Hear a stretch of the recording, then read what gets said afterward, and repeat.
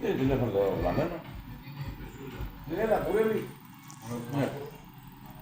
Ας πούμε, του λέγεται, είμαι το Σαββατζόγλου. Το Ματρί, το Κούλο, το τέτοιο. Να κάτσουμε να λέμε τις 11.30 και έτσι, από το Καζάζο να πούμε. Παρακολουθήμα. Μάτω, πότε. Ναι, μαλάκα, δεν είχα φωτογραφίες στο παπάλο γραφείο. Τώρα ρώτησε, δεν ξέρω, έχουμε με κυρία να μην περάσει η ώρα για να κάνουμε κλίματα. Πάμε μια παραπέντε, ούτε 9 θέματα. Όσο τώρα πότε μιλάει για μαλάκα, δεν μιλάει στο κουβέλι. Εν τω μεταξύ και άλλη πουστιά. Το δικό του όνομα δεν το είπε.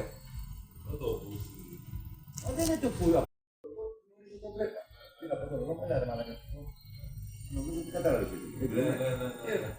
Έγραψα όνομα θα σου τα πει. Να σε φύγει, δεν θα πω. Και με το που πάμε 9 παρα 5, ο Καριόλας είναι στην Καλαμάτα, ήταν τότε με τους σεισμούς και το στρατόπεδο ήταν με κουκιά, τόλ, πιλότη, δεν ήταν στρατόπεδο, ήταν η πόρτα ήταν σιδερένια, ένα πορτάκι και έκανε ένα χτιστό έτσι που λέγει σκοπός. Τους ο Καριόλας ήταν από πίσω. Άσο θα πεθάνει. Μήπως να πάει να πιάσει το κόλλο σου.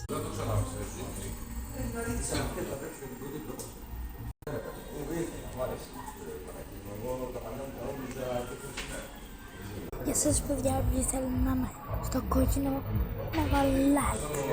Και όποιοι θέλουν να πάω στο μπλε, να βάλουν subscribe.